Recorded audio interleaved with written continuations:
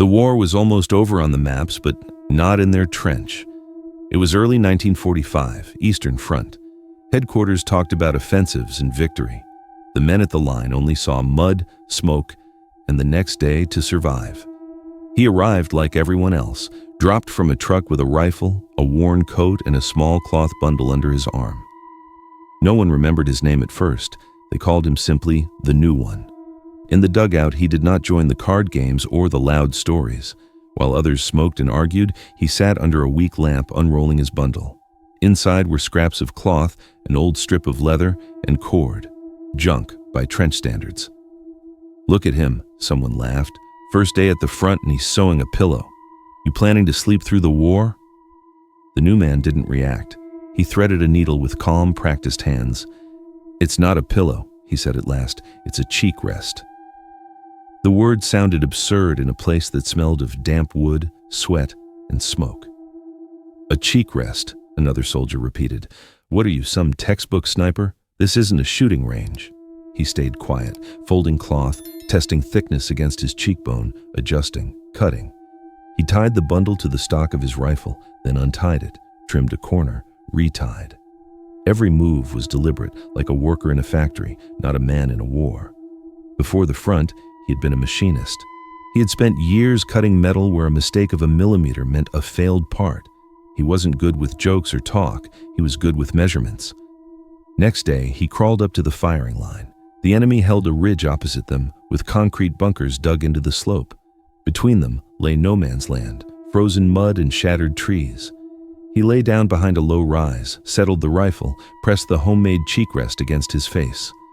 When normal men would shift and fidget, he locked into position like a piece added to a machine. He did not shoot. Others fired test bursts just to remind the enemy they were still there. He watched through his scope in complete silence. "What's he doing, praying?" "Maybe he's waiting for their general to wave at him," they joked. In his scope, the world shrank to concrete, dark openings, dead ground.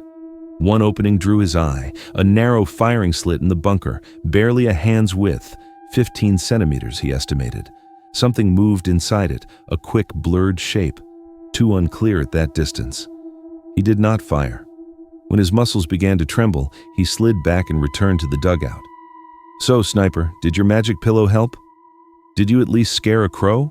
He sat down, untied the bundle from his rifle, and began taking out stitches. "What's wrong with it now?" someone asked. "The height is off," he answered. "A couple of millimeters." The soldier snorted. "At that range, the bullets don't even know where they're going." "The bullets know exactly," the machinist said calmly.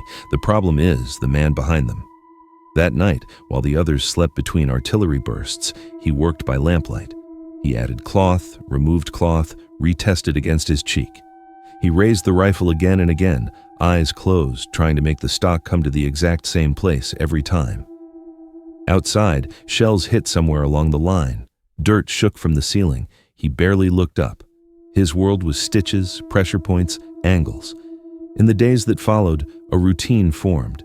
He was on the firing step at first light, lying behind the same rise, watching the same bunker. He measured without tools, steps, wind, how long smoke took to drift.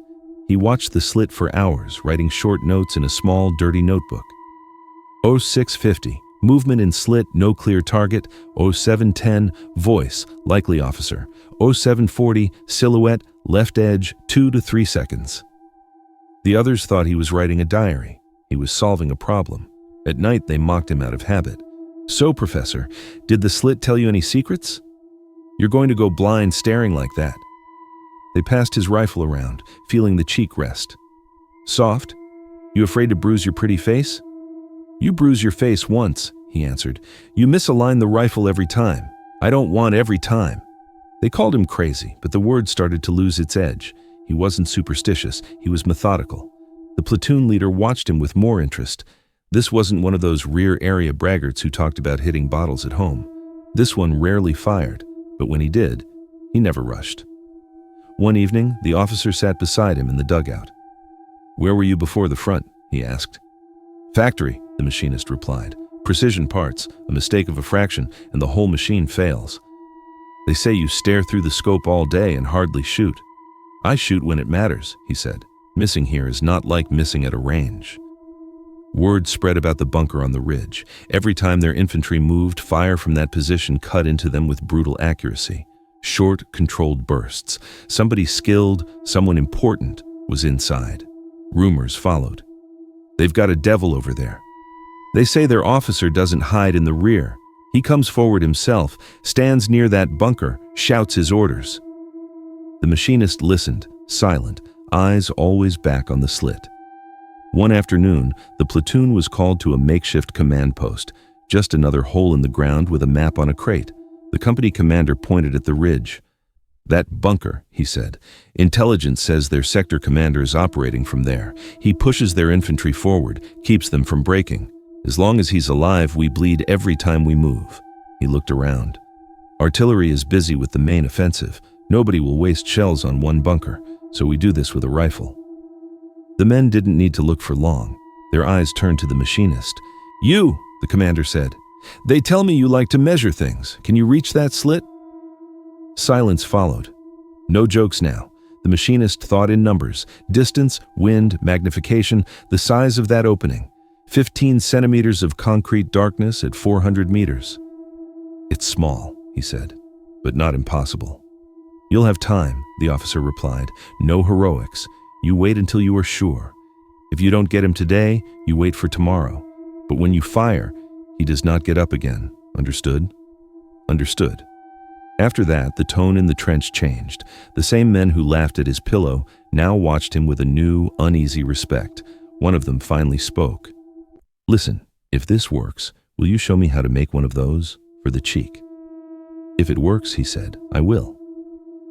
That night he checked the cheek rest one more time. The cloth was stained from use. The leather edge had molded to his bone. He lifted the rifle in the dark. The stock fell into place like it had 100 times before. For the first time, what he felt was not just focus, but weight. Somewhere inside that bunker, a man was giving orders that killed his comrades. The machinist did not think of him as a monster. He thought of him as a target that, if removed, would save lives in his trench. He lay on his bunk in full gear, staring at the ceiling, counting seconds in his head. How long a head might stay in that slit. How long he would have to decide. Outside, the war in 1945 roared on like a huge blind machine. In one corner of it, a quiet man with a rifle and a handmade cheek rest prepared to test whether his millimeters and his obsession were enough to put a single bullet through 15 centimeters of darkness. The order changed everything and nothing at the same time. No fanfare, no dramatic speeches. Just a simple instruction passed down the trench. The machinist was now officially tasked with killing the enemy sector commander in the bunker on the ridge. For everyone else, life at the front went on as before, cold, routine, dangerous. For him, the war narrowed to one concrete box and a slit no wider than a hand. The next morning, he was on the line before the others were fully awake. The air was sharp, the ground frozen hard under his elbows. He lay behind the same rise, rifle steady, cheek pressed into the familiar rest. Through the scope, the bunker filled his vision. It didn't look special from a distance, just another low concrete shape sunk into the earth, its surface scarred by old impacts. But to him, it now had structure, angles, edges, shadows he had studied day after day, and in the middle of that face, like a wound, the slit. 15 centimeters. He did not try to take the shot on the first day. Instead, he watched. He measured with his eyes in his notebook. Time, movement, habit, these were as important as wind and distance. 07:05, faint voice, no visible target. 07:12, cigarette ember near slit disappears quickly. 07:41, head-shaped shadow at center, less than 2 seconds. He traced patterns. The same voice seemed to appear at similar times. The same dark outline shifted in and out of view. The commander inside that bunker, whoever he was, had routines. Routines could be exploited. The men in his trench expected something dramatic, a single, sudden shot, a cheer, a visible result. Instead, they got silence. Day after day, they saw the machinist lie there for hours, then slide back without firing. "Maybe he's afraid," someone whispered. "Maybe that slit is cursed," another muttered. The platoon leader shook his head. "He's working. Let him." When the machinist returned to the dugout each evening, He went straight to his corner, opened the notebook, and compared days. He marked small X's where times overlapped, circled the minutes where appearances repeated. One soldier picked up the notebook out of curiosity and frowned. "What is this? A timetable?" "Something like that," the machinist said. "Machines have cycles. So do people." "And if he changes his routine?" the soldier asked. "Then I change mine." On the third day, the wind shifted. It began as a low, steady flow from the flank, carrying the smell of burned powder and distant smoke.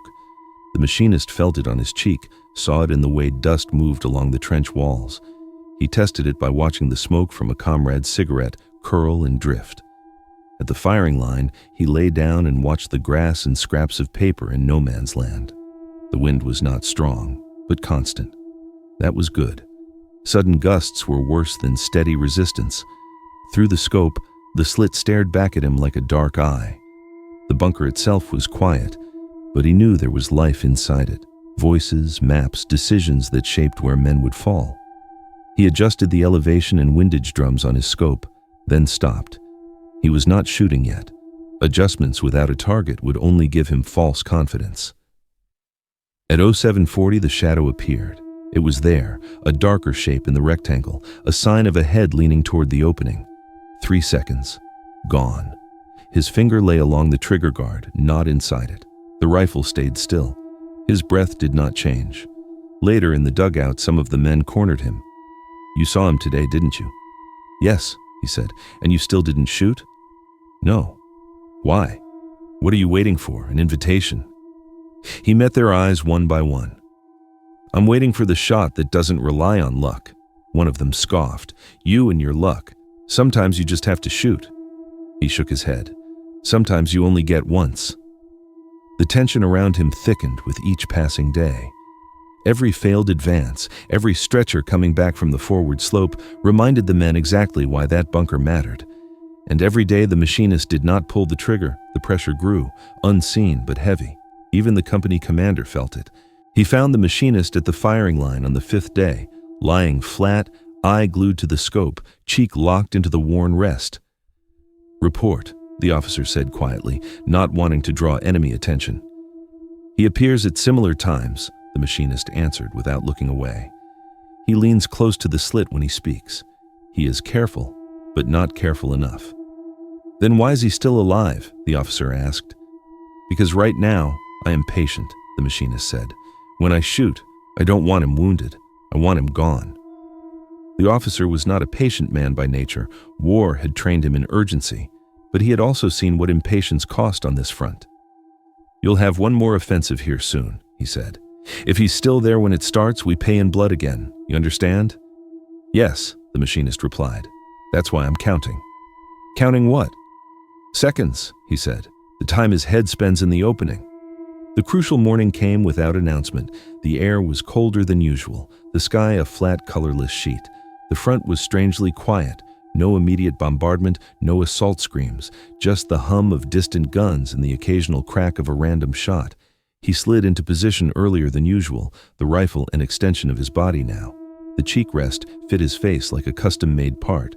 The stock found the same spot in his shoulder. Everything felt known, measured, controlled. He checked the wind again. The breeze from the flank was still there, a little weaker. At this distance, it would push the bullet slightly offline, not much, enough to matter against 15 centimeters. He did not think in abstract numbers now. He thought in clicks of the scope, in how far the reticle had to shift to put the bullet exactly where the man's head would be. He set the adjustment, then left it alone. There would be no last-second corrections. Panic and perfection did not mix. Time moved differently as he waited. The trench behind him faded, the coughing, the low talk, the clank of metal on metal. His world was the circle of the scope, the cold against his cheek, the dull ache in his elbows. 0650 came and went, no movement. 0740, nothing. A faint doubt tried to rise. What if the commander had changed bunkers? What if he had been reassigned or killed by some stray shell? The machinist pushed the thought aside. Speculation was noise. The slit was still there. Until someone proved otherwise, so was the man. At 0711, a flicker. A small glow appeared near the bottom of the slit, a cigarette being lit, quickly shielded by a hand. The machinist noted the gesture. The angle of the hand suggested someone leaning close. He did not fire. Smoke curled out, then vanished. 07:38. A shadow crossed the slit, not enough, too fast. He inhaled slowly through his nose, exhaled through his mouth. His breathing now was not natural. It was controlled, segmented, timed. The next seconds stretched long and thin. 07:41. The head appeared. It was not a full silhouette, just the upper portion, a helmet, part of a face, a suggestion of shoulders below. The commander leaned closer to the opening, likely speaking to someone outside his field of view or scanning the front with his own binoculars. 3 seconds, maybe less. In that window, everything the machinist had done, the nights of stitching cloth, the days of observation, the scribbled notes, the small adjustments, came into alignment. His body did not move. It settled. The cheek rest pressed into exactly the right point on the bone. The stock sat at the same depth in his shoulder. The reticle hovered at the left edge of the slit, where the head center would be after the bullet flew, carried a hair's breadth by the wind. The world shrank even further. There was no trench now, no war, no Eastern Front, no 1945. There was only distance, angle, wind, and 15 centimeters of exposed space. He reached the natural pause at the bottom of his breath and held it. Not entirely, just enough to freeze his chest. The trigger was no longer a piece of metal. It was a line, and he was pulling that line slowly, steadily, without anticipation. No jerk, no rush. The rifle fired. The sound felt distant to him, a muted crack under his cheek. The recoil was familiar, expected, absorbed by his shoulder and the earth beneath his elbows. The scope jumped, then settled back. He did not shout. He did not look away. Through the glass in that same narrow slit, something changed. The shadow twisted in a way that did not look like normal movement. A fragment, helmet, maybe bone, maybe concrete dust, burst against the inner edge. For a fraction of a second, a darker spray marked the gray interior wall. Then, everything inside vanished from sight. There was a pause, a quiet, unnatural pause before sound reached them. A shout, another, then a confused noise from the bunker, men running, colliding with each other, voices overlapping in panic. Nothing distinct, just chaos. In the trench, one of the soldiers grabbed the machinist's boot. "Did you get him?" he hissed. The machinist did not answer immediately. He kept the scope on the slit, watching. He watched for a return, a head, a hand, a sign of someone taking the same position. Nothing came. He scanned the area around the bunker. Movement exploded there, figures scrambling, some ducking low, others gesturing wildly. The pattern was different now, disordered, frantic. Only then did he speak. "He won't be shouting at them anymore," he said. Back in the trench, the tension broke in a low ripple. No one started cheering loudly. That kind of noise brought artillery. But shoulders loosened, eyes brightened. Someone muttered, "Good," under his breath like a small prayer. The platoon leader crawled up beside him, looked toward the ridge through his own binoculars. "What do you see?" he asked. "Confusion," the machinist replied. "They've lost their center." The officer watched a moment longer, then nodded once. "For the record," he said, "this will go down as enemy officer eliminated by small arms fire. On paper, just a line. Here." He glanced at the men behind them. "Here, it's something else." The machinist pulled back from the firing line at last. Only then did he realize his hands were slightly numb, not from fear, from holding everything perfectly still. In the dugout, the atmosphere had changed. The same men who had laughed at the pillow now looked at it with a different expression, not exactly awe, but respect edged with something deeper, the realization that this ugly, stitched-together bundle of cloth had just played a part in shifting lives and deaths on that slope. One of them sat beside him, watching as he checked the knots. "So that's it?" the soldier asked. "You aimed, you fired, and he's gone?" "It took more than a morning," the machinist said. "It took every day before it." The soldier nodded slowly. "You'll show us?" "How to make one of those." He hesitated for a moment, then slid the rifle over, resting it carefully between them. "First, you learn to put your cheek in the same place every time," he said. "Then the rest makes sense." Outside, the enemy fire pattern shifted. There were still shots from the ridge, still machine guns and rifles, but something in their rhythm had changed. Bursts were shorter, less coordinated. The aggressive, precise fire from that main bunker no longer cut through every movement with surgical timing. The line commanders noticed. Small advances suddenly became possible. A supply run that would have been suicide 2 days earlier now felt merely dangerous. In reports, nothing seemed dramatic.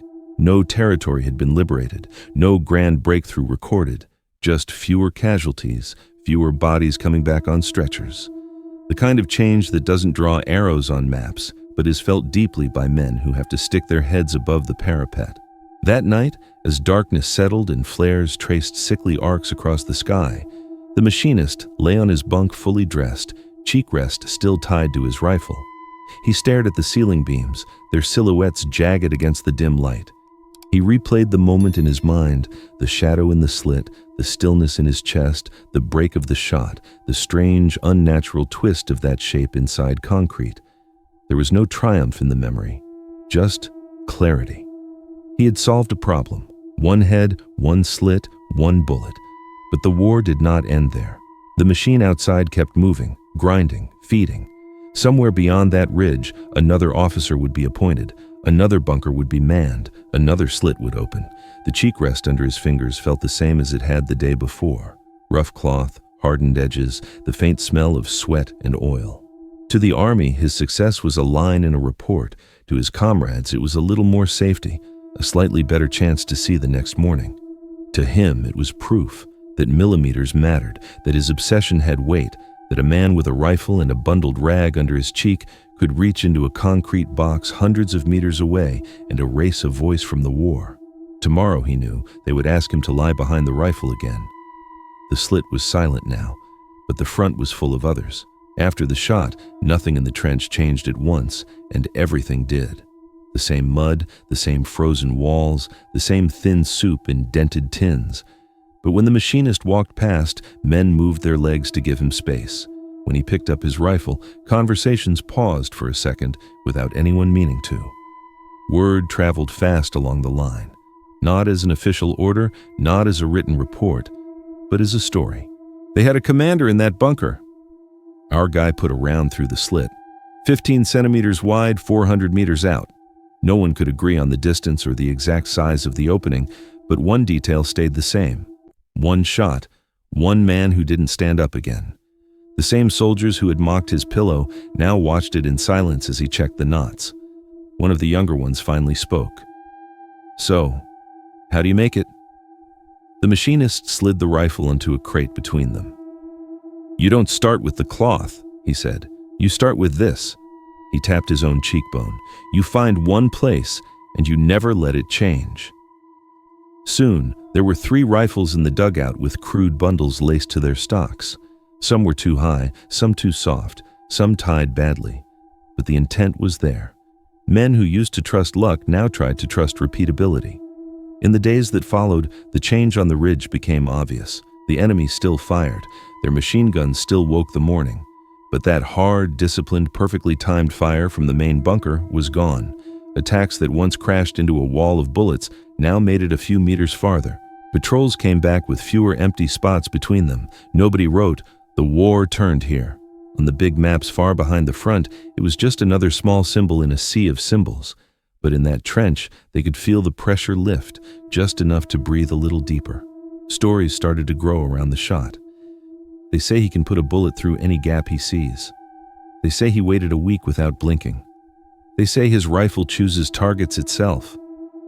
The machinist listened once, then walked away. Myths were for people who needed them. He knew the truth was uglier and simpler. Too many hours lying in the cold with his face pressed into rough cloth, waiting for one man to make one mistake. One evening, the company commander came into the dugout with a piece of paper folded in his hand. "From headquarters," he said, almost apologetic, "mentions exceptional marksmanship, elimination of enemy officer, contribution to stability of the sector." He handed the paper over. The machinist skimmed it. No mention of the slit, no mention of 15 centimeters, no mention of the cheek rest. "It's fine," he said, passing it back. "They don't need the details." The officer studied him. "You don't look pleased." "It worked," the machinist replied. "That's enough." He didn't add that at night when the dugout went dark and the guns outside fell to a distant rumble. The moment of impact played behind his closed eyes in perfect clarity. The head leaning into the opening, the reticle settling, the sudden wrong angle of the shadow, the spray on the interior wall. It wasn't guilt, but it wasn't pride either. It was ownership. He had measured that man's last 3 seconds on Earth. Weeks passed. The front crept forward, then stalled, then crept again. Rumors of the war's end grew louder, closer, more believable. Men began to talk about home not as fantasy, but as something that might actually be waiting. One afternoon, after a particularly heavy bombardment, the machinist found himself in a captured position a few hundred meters beyond the ridge. The enemy had pulled back in the night, leaving behind shattered timber, broken gear, and the sour smell of burned explosives. Someone pointed. "That's the one," a sergeant said. "The bunker." Up close, it looked smaller than it had through the scope. Concrete cracked, front half collapsed by artillery. The slit was still visible, a dark line in the broken face. The machinist walked up to it. The opening was just wide enough for his hand to span. 15 centimeters. His estimate had been right. Inside, the bunker was a mess of debris and frozen mud.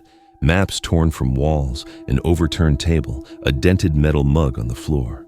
On the inner surface of the slit, faint and washed by time and weather, a dark stain still clung to the concrete. He stared at it for a long moment.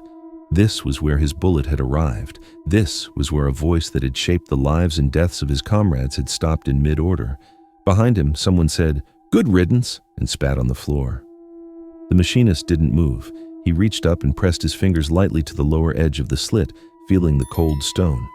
He pictured the geometry again, his position, the distance, the wind, the tiny path through which the bullet had flown. It all fit. The math had been right.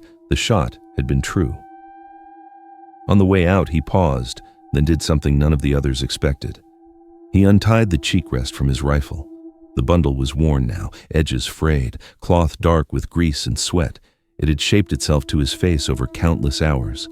To anyone else, it was just trash. He stepped back into the bunker, reached up, and carefully wedged the cheek rest into the very slit his bullet had passed through. The dirty cloth filled the gap like a plug. One of the soldiers frowned. "What are you doing? That thing brought you luck."